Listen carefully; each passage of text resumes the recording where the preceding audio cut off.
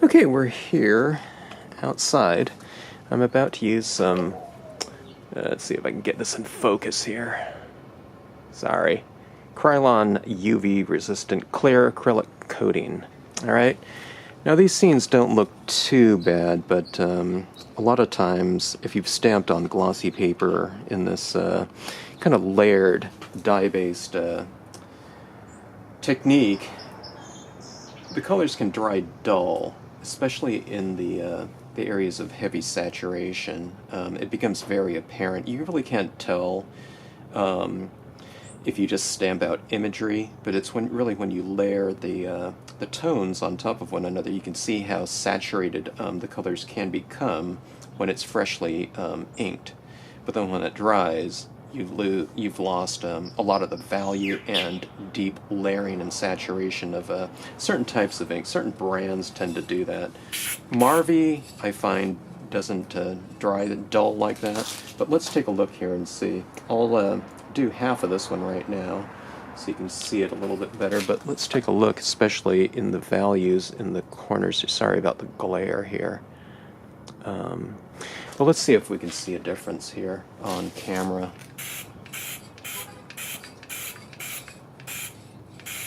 When you start spraying, I want to start spraying it kind of right here, and don't just aim it right at your piece. If you just start it right there, you'll get a kind of a puddle, so always start kind of off, you know, typical spray paint styles of, spray applications, okay? So let's take a look right here, and let's see if we can catch it on camera without this glare here. Okay, here's one side not applied, and here's the other. See that deep black there? This one's more of like a gray. This one's like a, I don't know, 80% gray, and over here it's like a 90%, so we've really achieved a much deeper look, and it's more true to how it looked when it was freshly stamped. Now, here's the thing. That one I didn't really use pigment ink on it, but on this one here, that light kind of glowing star look, that's pigment ink, and those little dots are gel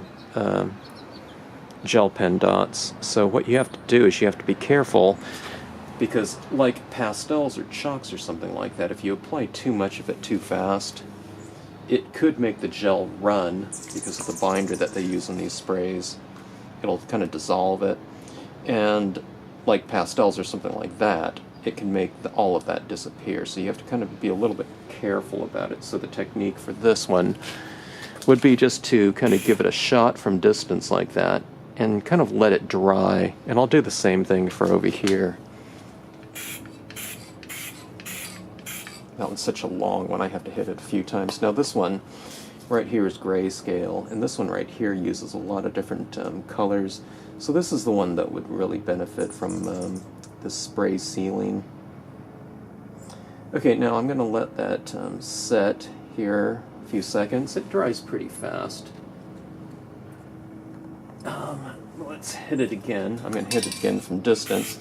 And what I'm trying to do is I'm trying to achieve like a really thin layer on there, and I want to seal in that pigment ink and gel pen, those gel pen marks.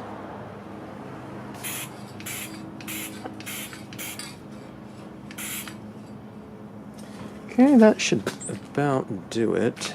Okay, I'm shooting this out here kind of in the early morning, because I really hate it when it's really glary and especially windy when doing something like.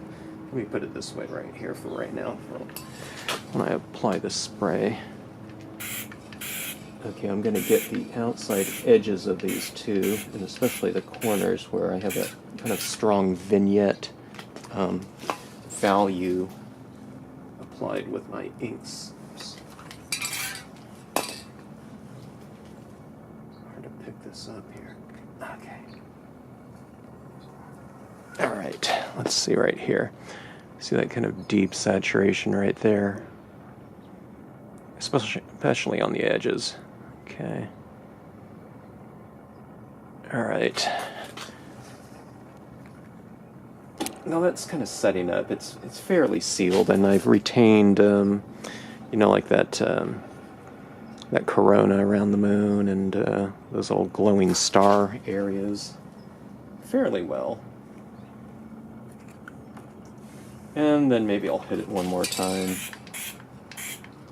How long it takes to dry, it really depends on where you are, what the temperature is like, what the relative humidity is.